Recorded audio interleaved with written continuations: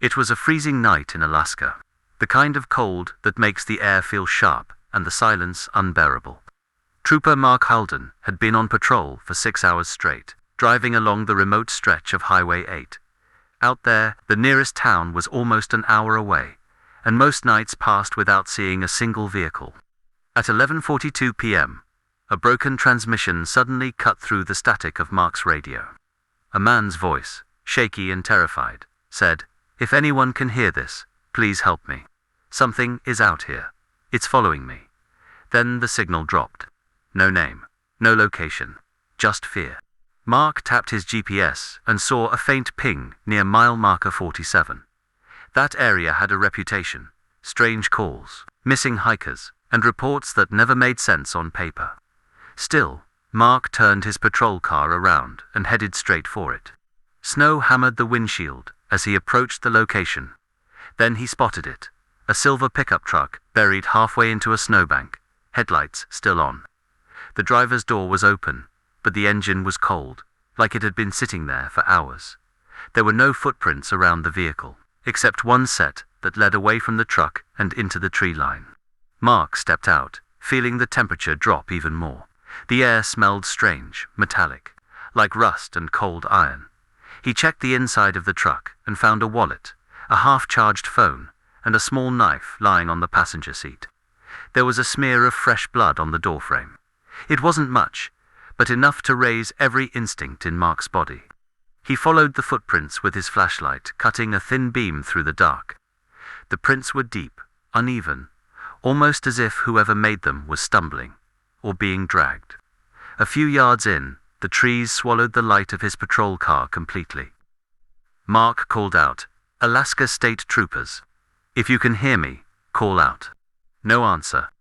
Then suddenly, he heard it, snow shifting, branches snapping, something moving fast to his right. He turned instantly, but saw nothing.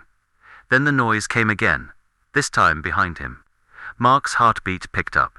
Whatever was in those woods wasn't small, and it wasn't trying to hide.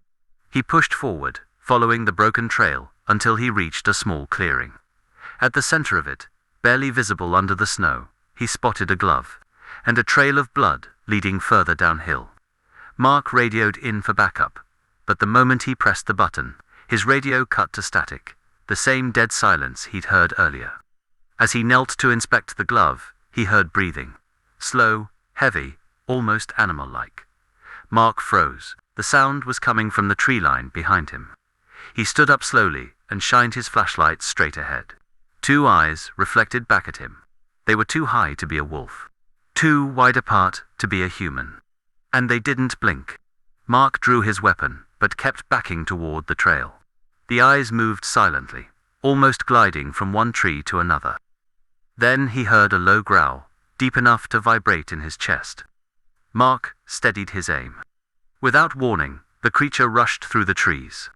Snow exploded outward as it moved fast, too fast.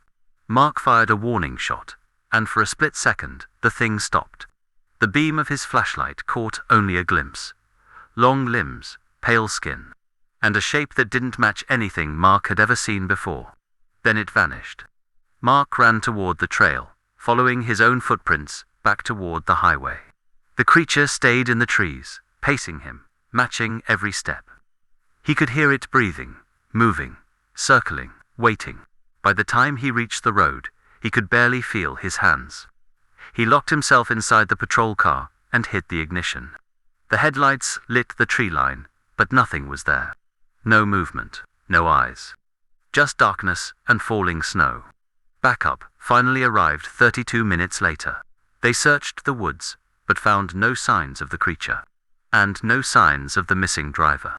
All that remained were the footprints, the abandoned truck, and a radio transmission that ended in a whisper.